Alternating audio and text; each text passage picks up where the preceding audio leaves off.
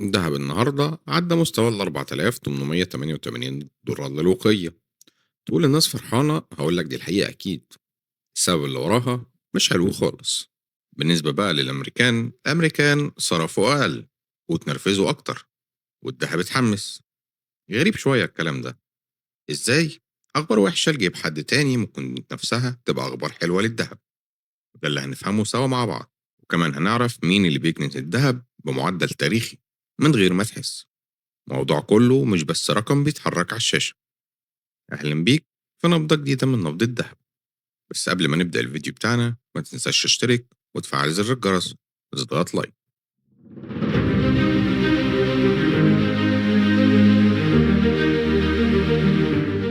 نبدأ من الأول. سعر الذهب النهاردة وصل عند مستوى 4387 دولار للوقية. والوقية طبعا احنا زي ما قلنا في الحلقات اللي فاتت ان ده سعر سبوت العالمي وقت تسجيل الفيديو. رقم تاني مهم هو بالنسبة للعقود الأجلة، فتحت النهاردة عند مستوى تاني قريب 4440 دولار تقريبا. ليه فرق بين الرقمين؟ عشان سعر السبوت سعر التسليم الفوري دلوقتي، والعقود الآجلة سعر اتفاق على تسليم في وقت لاحق، ودايما هيكون في فرق بسيط ما بينهم وده طبيعي جدا. طب المهم، ليه السعر طلع أصلا؟ يوم الجمعة اللي فاتت طلعت بيانات مبيعات التجزئة الأمريكية، واللي بتقول يعني إيه بالظبط؟ يعني إجمالي الأمريكان اللي اشتروا من المحلات نزل لمستوى 6% في شهر يوليو. ده أول نزول من 9 شهور متتالية، ومحدش كان متوقع النزول ده. حتى المحللين كانوا بيتوقعوا إن في زيادة بسيطة مش نزول. ومعاه طبعا مؤشر تاني اسمه ثقة المستهلك، وده بيقيس إحساس الناس العادية بمستقبل الاقتصاد الأمريكي، ونزل لمستوى 8% في شهر أغسطس بعد شهرين من التحسن. يعني ببساطة الأمريكان حسوا إن جيبهم بيضيق عليهم، فقللوا الصرف وقلقهم على المستقبل بدأ يزيد. طب وكل الكلام ده علاقته إيه بالذهب؟ هنا لازم نفهم كلمة بنسمعها كتير، إن والفدرالي ده البنك المركزي الأمريكي هو اللي بيحدد سعر الفايدة في أمريكا. يعني تكلفة اقتراض الفلوس لما البيانات الاقتصادية بتطلع وحشة زي النهاردة، السوق بيقول طيب يبقى الفدرالي مش هيرفع الفايدة قريب، عشان ما عندوش دواعي يزود الضغط على اقتصاد أصلا تعبان. فعلا احتمال رفع الفايدة. اجتماع سبتمبر نزل أقل من 50% بعد نزول البيانات دي. وفي رقم صغير كمان لازم يستاهل نقوله، وهو مؤشر الدولار اللي بيسقط الدولار الأمريكي قدام سلة عملات عالمية تانية. المؤشر نزل بمعدل 2% النهاردة، رغم إنه لسه طالع 1.2% من أول السنة.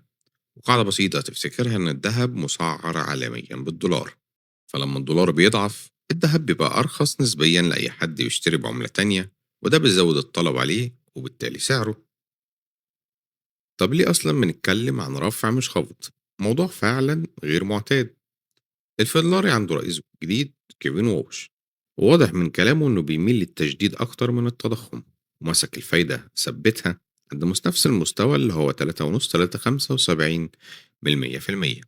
الكلام ده لعدة اجتماعات ورا بعض، وسبب مفتوحة إنه ممكن يرفع لو التضخم استمر مرتفع بسبب الحرب بين أمريكا وإيران اللي أثرت على أسعار النفط. بصراحة العالم كله بقى مستني تصريحات الفدرالي زي ما أي حد بيستنى نتيجة مباراة مهمة. كل كلمة بتتحل بتتفسر ألف تفسير.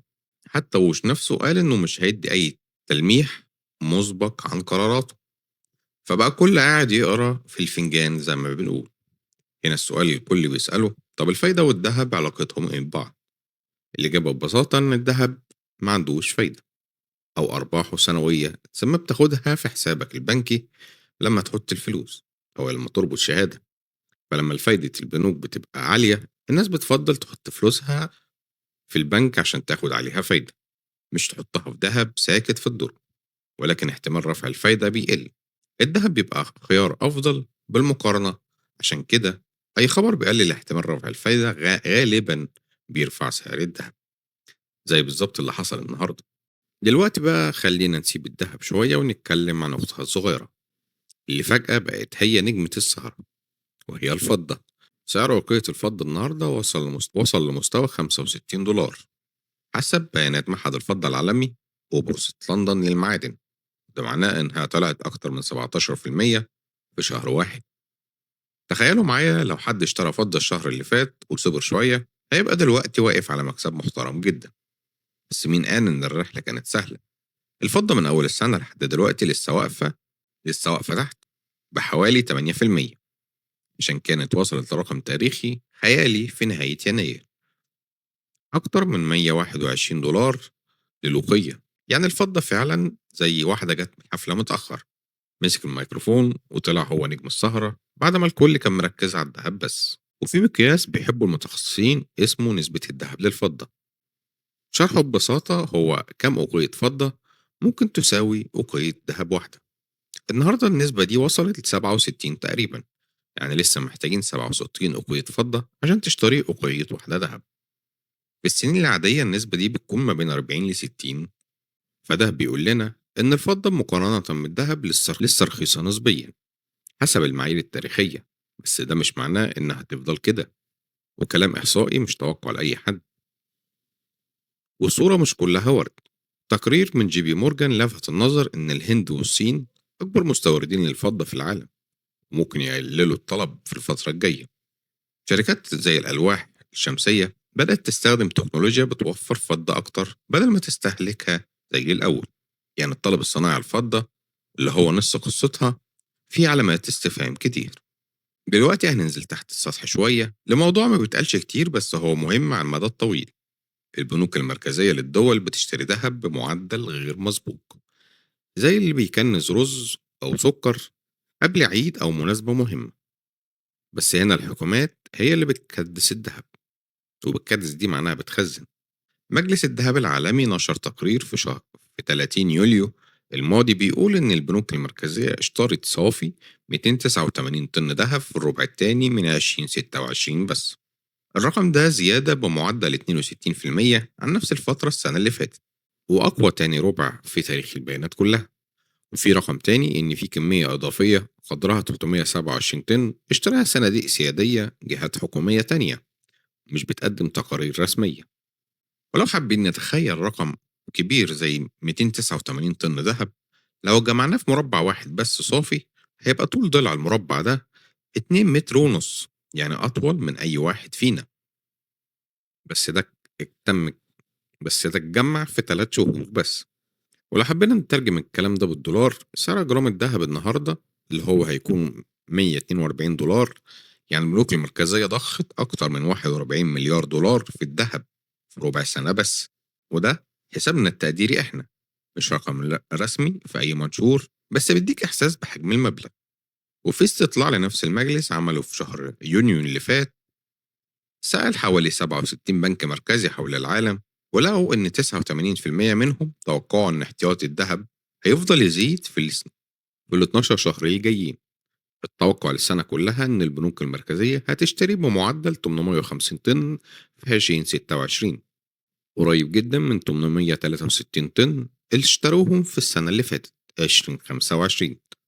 طيب ليه ده مهم بالنسبة لك كمشاهد؟ عشان الملوك المركزية ما عندهاش داعي تضارب أو تجري ورا سعر بتغير كل دقيقة زي المتداول العادي. ولكن بنك مركزي بيشتري ذهب بيكون بيفكر في 10 سنين الجاية مش الأسبوع الجاي بس. ده بيدي إشارة إن في طلب هيكلي بيدعم سعر الذهب من غير ما يتأثر بأي أخبار يومية. خلاصة كل اللي اتقالت النهاردة، بيانات اقتصادية أمريكية أضعف من المتوقع قللت احتمال رفع الفايدة، وفرقعت الذهب عند مستوى ال $4388. بالنسبة للفضة عند مستوى $66 للوقية. البنوك المركزية مستمرة تخزن الذهب بشكل تاريخي بعيد عن دقيق كل الأخبار اليومية. وزي ما قلنا من الأول وهنقولها في كل فيديو، الأسعار دي وقت تسجيل الفيديو، ودايما بنفكرك إن أي بيع أو شراء هو مسؤوليتك مسؤولية شخصية. احنا بس هنا بنديك الصورة كاملة. وكده يبقى خلصنا نبذة النهاردة. ما تنساش لو عجبك الفيديو تضغط لايك وتشترك وتفعل زر الجرس. شكرا ليك، سلام.